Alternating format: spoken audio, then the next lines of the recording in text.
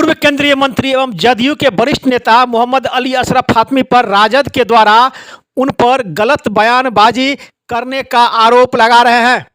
इन नेताओं का कहना है कि आप जदयू के नेता हैं, आप अपने दल के बारे में सोचें, दल के बारे में चिंता करें, न कि राजद के बारे में चिंता करें। जब तक आप राजद में थे, राजद के लोग आपको नेता मानते थे और आपकी बात को वो मानते थे, लेकिन जब आप जदयू में चले गए हैं तो जदयू के बारे में सोचें, न कि राजद के बारे में गलत बयानबाजी करें। राजद के जिला अध्यक्ष उमेश राय, राजद के महासचिव बदरे आलम बदर, मदारपुर अवस्थित राष्ट्रीय जनता दल के व्यावसायिक प्रकोष्ठ के प्रदेश महासचिव विजय कुमार शाह के आवास पर राजद के नेताओं ने प्रेस वार्ता कर ये सब जानकारी दी। दरभंगा दर्शन न्यूज से मनोज झा। कॉन्फ्रेंस है आपका किस लिए? अली अशरफ फातमी आरजेडी पर ये आरोप लगा रहे हैं कि ये दल के लोग ही दल में के साथ गद्दारी कर रहे हैं, जबकि हकीकत ये है कि दल के साथ गद्दारी इन्होंने 30 साल से शुरू किया है। जब से एमपी हुए तब से ये दल के साथ गद्दारी किया और दल को घून के तरह से और कार्यकर्ताओं को मजबूर करके जो समर्पित कार्यकर्ता थे उनको दल छोड़ करके जाना पड़ा है। और ये आज जो ये दल इनको टिकट एक बार नहीं 7 बार चुनाव लड़े तो बड़े अच्छे थे ये, लेकिन एक बार इनको टिकट नहीं मिला तो ये दल बहुत ख़राब हो गया और इस दल से वो दल अपना टहलना शुरू कर दिए। और अब आप नसीहत देते हैं कि दल में हमको आरजेडी को क्या करना चाहिए। दल के लोग तय करेंगे कि दल को क्या करना है, कि कौन कर रहा है, अच्छा कर रहा है, बुरा कर रहा है, दल में रहते करना चाहिए था।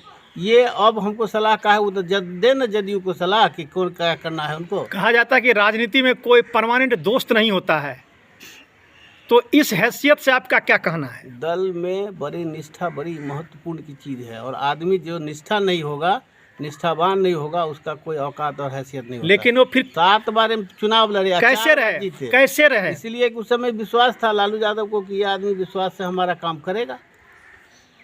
और आज की स्थिति यही स्थिति पहले से भी थी कि इसने ये जो यहाँ जितने भी जो यहाँ के कैंडिडेट होते थे, चाहे महबूब खां हो, चाहे उससे पहले उनका क्या नाम था, मोहसिन साहब थे, या कफील अहमद थे, या जो भी दल के लोग थे, सारे लोग ये सुल्तान अंसारी का टिकट जीता हुआ ग्राउंड लेवल का जो वर्कर से लीडर बना था, एमएलए बना था, वो जीता हुआ आदमी का टिकट उसको कटवा दिया इसने। आप क्या कह रहे हैं कि जदयू में रह के ये राजद को नसीहत देना बंद करें, वो जदयू को नसीहत दें, आरजेडी को उनके नसीहत की जरूरत नहीं होगी। नाम देखिए, स्थिति यह है कि जिला परिषद या अध्यक्ष का यहाँ चुनाव हुआ, चुनाव में रिजल्ट आ गए। अब उस पर कुछ टिप्पणी अली अशरफ फातमी साहब ने किया।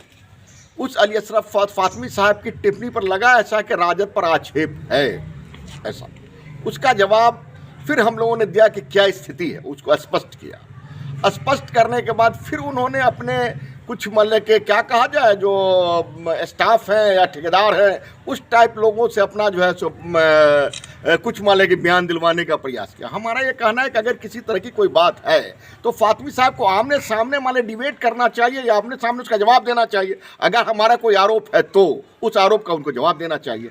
दूसरी चीज़ ये है कि जनता दल यू या राष्ट्रीय जनता दल, ये अलग अलग पार्टियां हैं। आप जनता दल यू में रह करके वो किस तरह का काम करते हैं वो उनकी जिम्मेवारी है, उनकी ड्यूटी है, पार्टी की ड्यूटी है। आरजेडी क्या करती है? अब आरजेडी के नेता अब्दुल बारी सिद्दीकी है, अब वो उनको बोल रहता है कि अब्दुल बारी सिद्दीकी को भी हराने का काम किया गया। अरे भाई, आप अगर महागठबंधन के आदमी हो, हम महागठबंधन के आदमी हैं, तो जहां इंडिया की परास्त होगा तो हमको प्रसन्नता ना होगी कि इंडिया के किसी आदमी के हारने से हमको जो कष्ट होगा। और वो कह रहे हैं कि अब्दुल बारी सिद्दीकी को भी लोगों ने हराने का काम किया। तो इसके पीछे क्या कहने का मतलब है? ये क्या कहना चाहते हैं?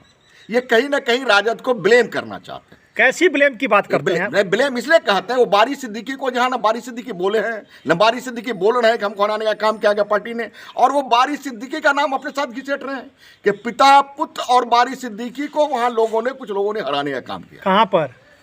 अरे केवटी से के बारे में उनका कहना है, उनका जो मान लें कि वो इशारा है कि केवटी में उनको हराने का काम किया गया। तो बारी सिद्दीकी का स्टेटमेंट आपने कभी सुना? आप लोग पत्रकार जगत के लोग हैं, बारी सिद्दीकी ने ऐसा कभी कहा है कि मान लें हमको राजद के लोगों ने हराने का काम किया, या राजद के किसी व्यक्ति पर मान लें उन्होंने डायरेक्ट आरोप लगाया?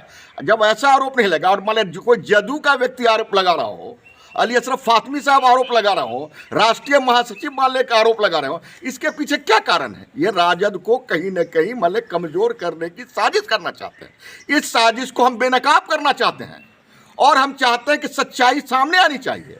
अगर ऐसी कोई बात हो वो सामने लाएं लोगों के, और हम लोग भी सामने लाना चाहते हैं कि राष्ट्रीय जनता दल के लोग अपने नेता के साथ ईमानदारी के साथ थे, हैं और रहेंगे। लेकिन आप ये जो चाहते हैं कि राजद में तोड़ फोड़ कराना, जैसे तोड़ फोड़ कराने का एक प्रमाण ये भी है कि मान लें कि जो शंभू पासवान जी की पत्नी जो सीता देवी जो उम्मीदवार थी बनी, वो राजद की ही वो आदमी थी। राजद के आदमी को आप किसी तरह से हायर करके ले जा करके आप उम्मीदवार बनाते हैं कि राजद को हम तोड़ फोड़ करें, राजद में हम मान लें कि स्प्लिट कराएं। उनका जो तर्क या उनका जो उनकी प्लानिंग थी, लेकिन उस प्लानिंग को हमने विफल किया। हम अपने कैंडिडेट को जिताने का भी काम किया और हम सफलता प्राप्त किया तो और उनको परास्त किया। तो आपका क्या कहना है कि वो जिस दल में है उसी दल को नसीहत बिल्कुल अब मान ले कि वो अब कल कुछ दिन गोपाल मंडल जी बता रहे थे कि पार्टी में इन ऐसे लोगों पर कार्रवाई करनी चाहिए। अरे भाई, अगर आप जदयू के नेता हो तो जदयू के नेताओं पर कार्रवाई करने का अधिकार किसी को होगा कि जदयू के नेता के लोग कहेंगे आरजेडी के लोगों को आप कार्रवाई करो? अरे लगता है क्या बोलता है, किसके खिलाफ बोलते हैं, कहाँ बोलते हैं, कैसे बोलते हैं, कुछ पता नहीं है। मेरे बारे में श्याम किशोर प्रधान जी कहते हैं कि इनको निष्कासित किया गया। अरे आपको पता होना चाहिए लालू यादव के आशीर्वाद से 1993 में दरभंगा नगर निगम के हम वार्ड काउंसलर मनोनीत हुए और 95 में डिप्टी मेयर हुए। 1980 में हम युवा जनता के यहाँ जिलाध्यक्ष थे, युवा जनता के, और लगातार हम लोग का एक लंबा कैरियर 40-45 साल से रहा है। और ये बताते हैं कि जदयू में इनकी पैदाइश हुई। इस प्रकार के बयान से क्या लगता है? ये मालिक बहुत कहा गया, बहुत ओछे दर्जे का, बहुत निचले स्तर का छिछोरापन है ये।